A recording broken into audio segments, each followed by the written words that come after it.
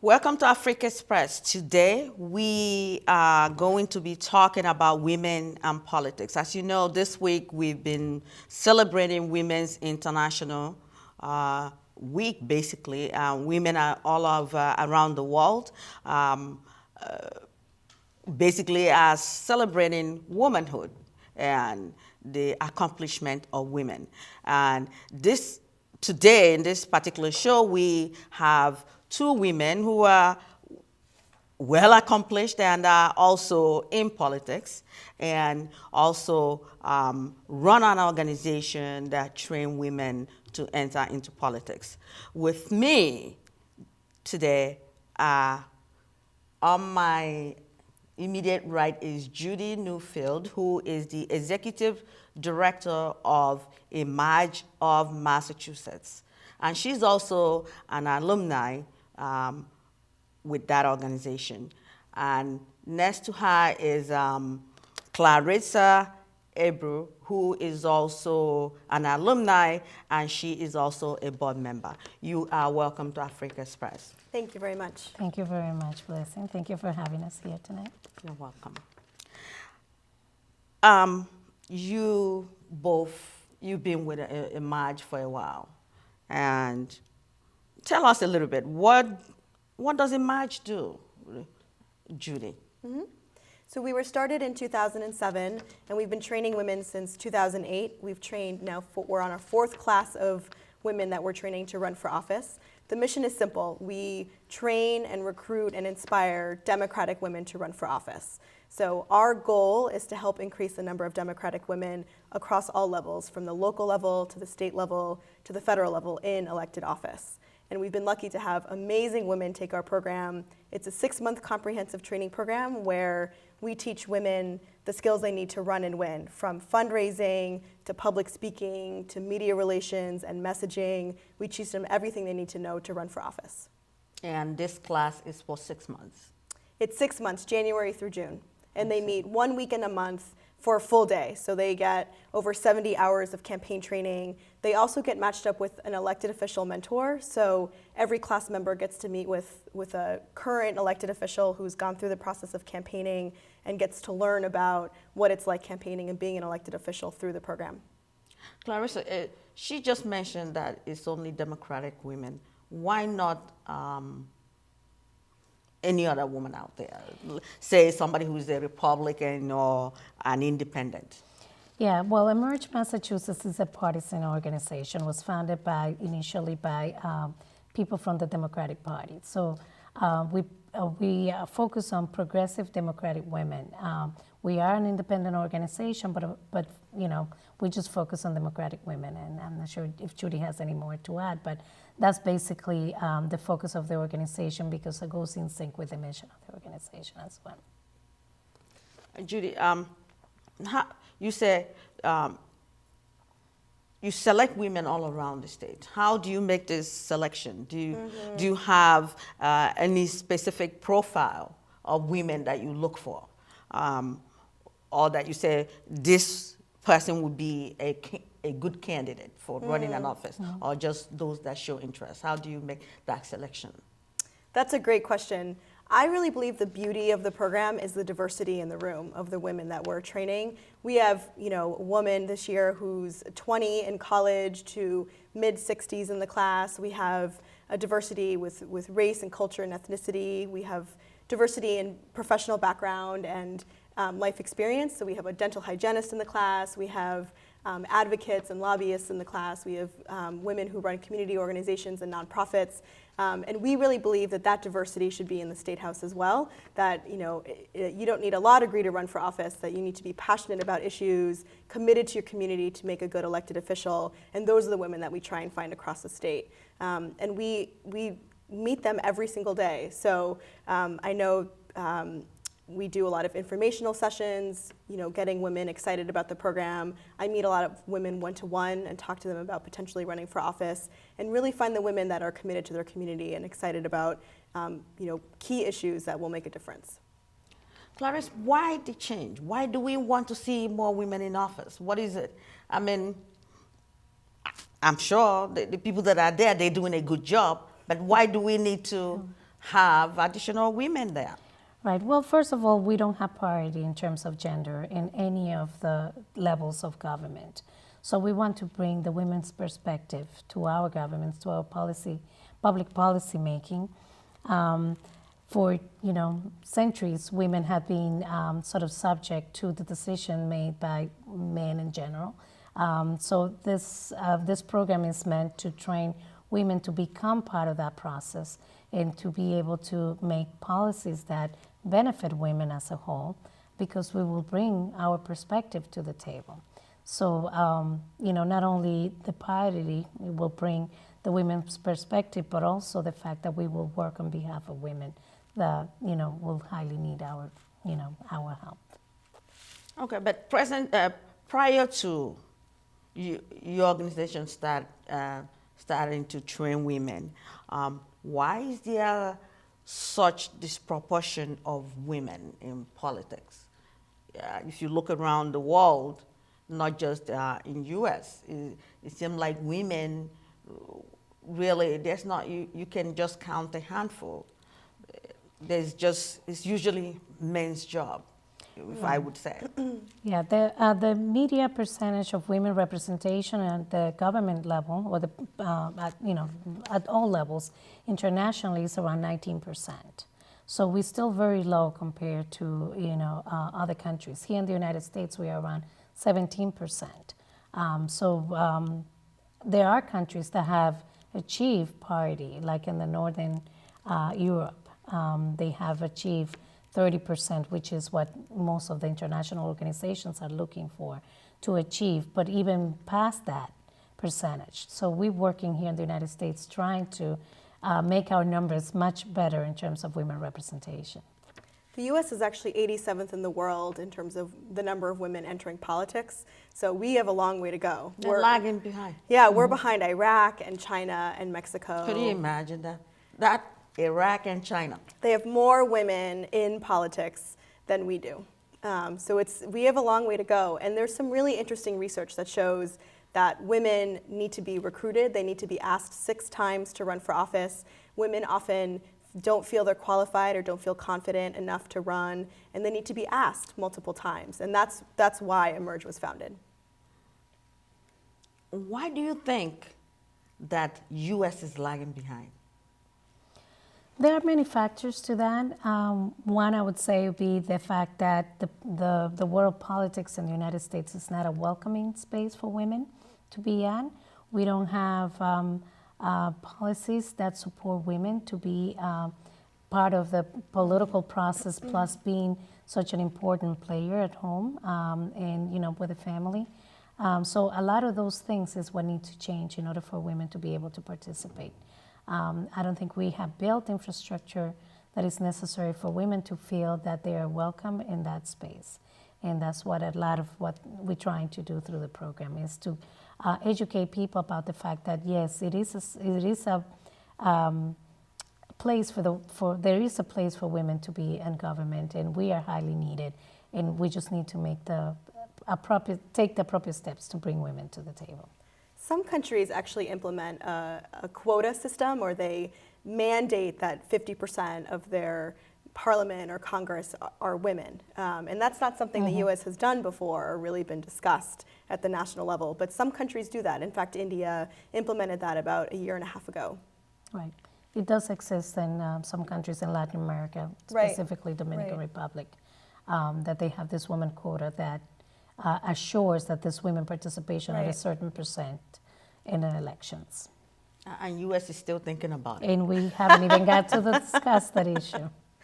Well, hold that thought. We are going to take a short break and we'll come back and continue the discussion.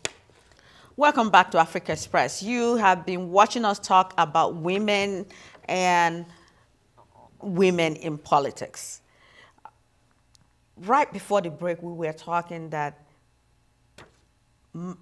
United States actually is lagging behind as far as women being in office. There are other countries that are actually not supposed to have more women in office, that they are putting in some measures to make sure there is equality in terms of women in politics. So, Clarice, my question was, what is it that keeping U.S. behind? Why are they not making efforts to have women be part of decision making and policy making? Yeah, and just in the continuation of that question, I think one of the biggest problems is that we don't have enough women in politics that are able to come up with those policies to help other women to become part of the process. And as we go along, instead of gaining more women to run for office, we're actually losing more and more, because those women eventually retire or for one reason or the other have to step down. And that makes it worse for us to be able to bring more women to the table. So that's one of the reasons why we're trying to train more and more women to feel comfortable to run for office and to get into politics. Judy, do you think maybe that part of it also is that women are judged differently from men when they come out in the public arena that they're going to run for office? That's an interesting question, Blessing. I mean, we know and we've seen in national campaigns that the media judges women differently, that we're talking about Hillary's pantsuits and we're talking about Sarah Palin's hair more often than we talked about Barack Obama's ties or whatever suit he was wearing. So, women are judged on how they look. They have to be, they can't be too nice, but they can't be too aggressive. So it's a real gray area for women to exist in as they run for office. I could see why they need a whole training in order to even run, because because it almost like personality change. You have to be a certain way when a man doesn't have to do a thing. Absolutely. You can come out there and be you and say what you have to say, but a woman have to watch how the hair goes, what they're saying, that they're not being too aggressive, they're not being too. I think that is a lot of demand. It's a lot. But interestingly, it's not that women don't win elections. That when you look statistically, women win elections at the same rates as men do. They're just not running at the same rates as men are. So the problem isn't that women don't win, it's that women aren't running. Yeah, so because the scrutiny that they go under when they actually make the decision to come out. Right. So women are fearing to get into that whole scrutiny. And they just choose not to go for it because it's so stressful that it sort of prevents them from wanting to be there.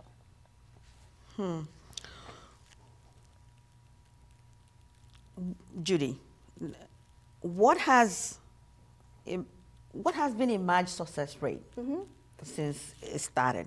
So we've trained in the first 3 years about 50 women to run for office. We've had 6 women run and 4 have won, which has been very exciting.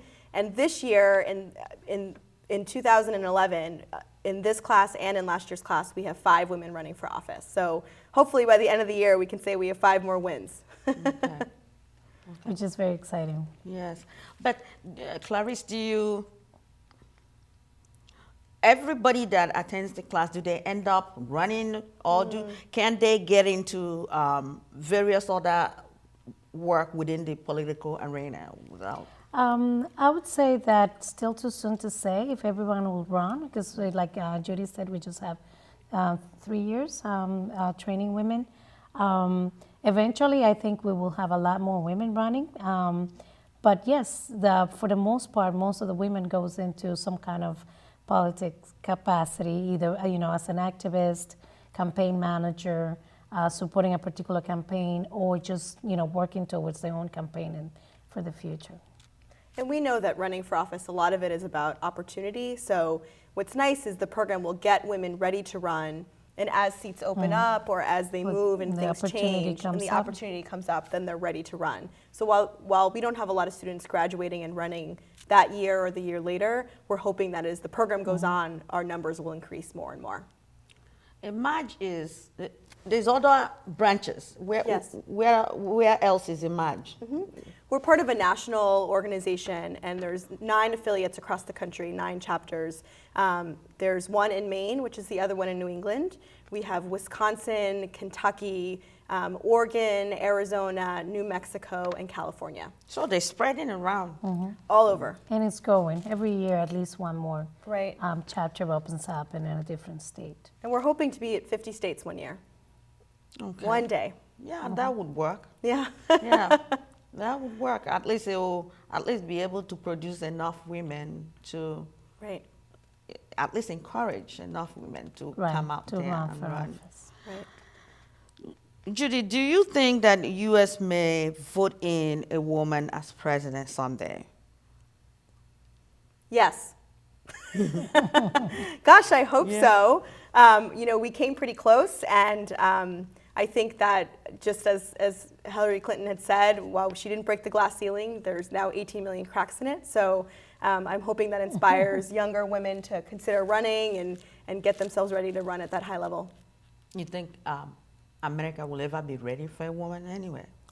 I think we will make America ready. I think, we probably had the same thoughts when a black candidate was running for presidency.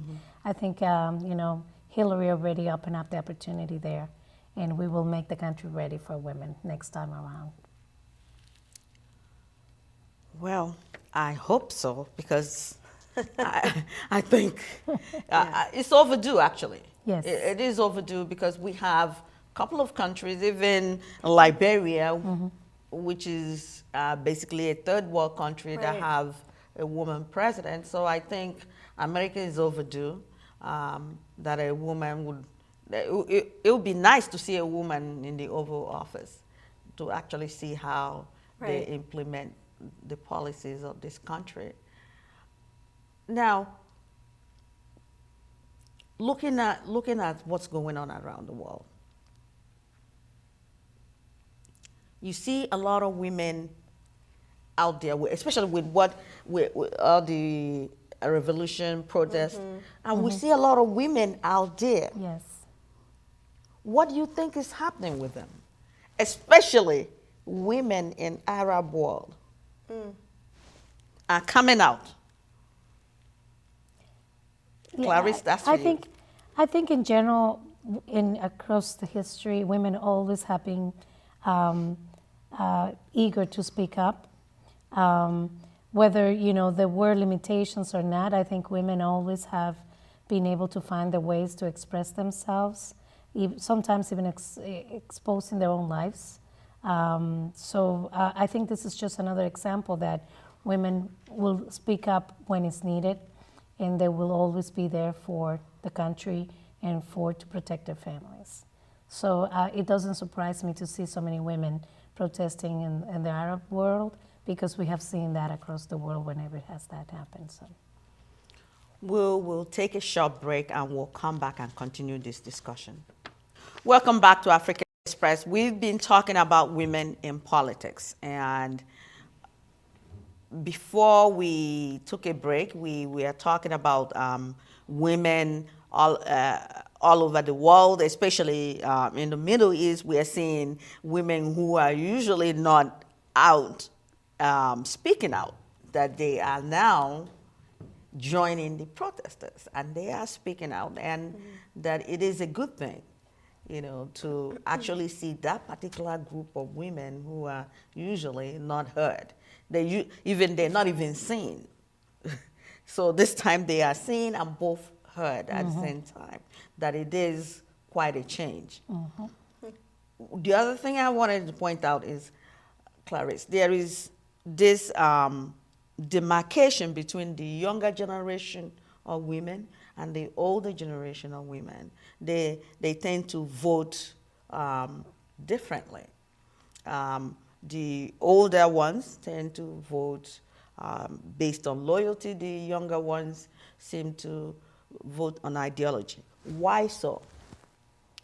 Well, not sure why, but I think the key issue that will unite women will be if a candidate will run on women issues.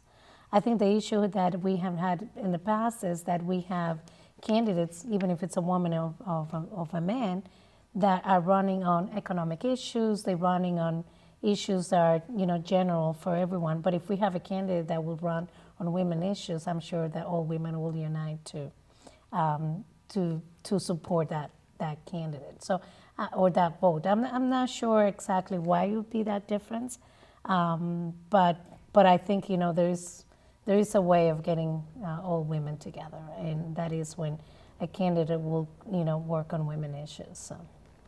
Judy, you think if a woman runs based on women's issue, wouldn't she be accused of feminism? And I mean, that's a challenge. It is a challenge, but we've seen it work for some women. Boston City Councilor Ayanna Pressley is a good example of that. She ran and unapologetically ran on issues surrounding women and girls, and really believes that empowering women and girls leads to so many other things. And she won, and she continues to work on those issues unapologetically. She continues to garner a lot of support in and outside of the women's community, and hope she'll win again for re-election this year. Assuming, Clarice, that the issue of the generational gap is a gone-by thing, is there anything that we could do for the young women that are, let's say, still in high school, to start teaching them about government and policies? Oh, yes, definitely. And get them involved early. Is there any measures that we can suggest to the government? Yeah. Well, education is a key thing. I think part of the high school curriculum is to teach them about government and politics and policies. I think what we're lacking is from having role models and to have mentors that go and visit those schools, and they see another person that have grown up and that looks just like them, and that have run for office and done achieved changes in the community. I think that's what we're lacking, and I'm so happy the example that Judy just mentioned, Ayanna in Boston. When girls see her, they just get amazed that a girl like them, that just looked like them, run for city council. So, and I'm sure that in Boston, in her district, we'll have a lot more girls running in the future. So I think what we're lacking is pretty much role models and mentorship, and the fact that, educating them that yes, they can. Yeah, I think Claritza's right. One of the most beautiful things I saw is when I campaigned for Hillary Clinton a few years ago. I would go to rallies across the country and see young girls, 5, 6, 7 years old, going to the rallies and saying, because she's running for president, I feel like I can do that too. That there's nothing that I can't do as a girl. And Claritza's right. We need role models and women to step up and run and be the next generation, inspire the next generation of women leaders. Judy, how important is it for a woman to be well versed on issues such as taxes, crime, in order to run for executive office? Data shows that women, when they're running for executive office, that these issues, they tend to have difficulty with it. Again, I don't know how true that is, but do a woman have to know these issues? Do they have to be well educated in these issues in order to run for an executive office? Well, that's a good question. Women have to be, any candidate needs to be well versed in the issues that are important to whatever office they're running for. So if they're running for governor, they really need to know what's happening statewide and understand the issues around the economy and taxes and jobs, so they can speak to that on the campaign trail. And it's interesting because there's been some research and studies that show that voters actually tend to trust women around these issues, even though women don't think that they are as well qualified to talk about them. So we need to get women over that sort of confidence gap so that they know that they have the experience and qualifications to run for office, especially around the bread and butter issues that people are thinking about today. but most importantly, for a woman to run for office, what they need to be is a coalition builder. Is Right. somebody that can understand, that is a listener, that can listen and understand the issues from their community, and that is capable of taking that with her leadership and bring it to a resolution. So the leadership skills, coalition building, community organizing, listening, those are the skills that are highly needed for a woman to run for office. And then, of course, getting understanding of the issues, but, not necessarily have to be an expert in every single, Right. issue on the table. So. Right. That leads to my next question. Let's say a woman that is out there watching right now, and she's sitting in her living room. She's wondering, okay, not just in U.S., perhaps elsewhere, saying, well, I would like to run, or get involved. How can they start? What should they be doing right now, while they're doing this, going through this thinking process? What should they be doing to get themselves ready? Or even get into politics? What should they be doing within their community? Clarence. Okay. I'll start by saying getting involved in the community, getting to understand what are the issues that are affecting their community, the local community, if they want to run in the local level or, regional level or state level. Getting themselves educated through reading the papers, listening to people, talking to people on the streets, talking to people at the local church or the community. Those are primarily the things that I would do. And then starting to research what are the opportunities out there for them to run. What are the different seats that, and who are the people who are filling those seats? What are the vulnerabilities? What she would like to do or where she would like to see herself in order to make the changes in that community. Sometimes maybe just, by running for a school committee or running at the local level or state level. So I think a lot of education has to happen at the beginning of the process, and a lot of community meetings, a lot of getting to know the people. That's pretty much the first steps in the process, and then pulling out papers after a year or so of doing that kind of work. Judy, you have any advice for any woman out there that may be thinking of getting into political career? Yes, I have lots of advice. Like Clarissa said, get involved in your community, get on boards in local nonprofits and CDCs in your town, and volunteer in campaigns. I think that that's really important. Gives you a lot of exposure with what it would be like to run a campaign, what it would be like to be a candidate, and finding people in your community that you really trust and value their own values and issues as well. So my biggest piece of advice is to just run and take the plunge and get yourself ready and look into training programs like Emerge and do it and take the plunge. So if somebody wants to get hold of Emerge, how can they do that? We have a website, and that is www.emergema.org. They can also call us at the office, which is 617-367-4930. Okay. Well, thank you so much. The discussion has been very educative, and I thank you for taking your time to come and explain this to our viewers today. Again, thank you for watching Africa Express. You have been watching us talk about women's issue, women in politics. Again, this week in particular, we're celebrating Women's International Week. All women out there, if for whatever reason, whatever it is that you are doing, don't give up and stay with it and keep pushing it along, because women have to help out to make some changes in this world that we live in, especially within the policy making section, because again, if you don't speak, then you cannot complain.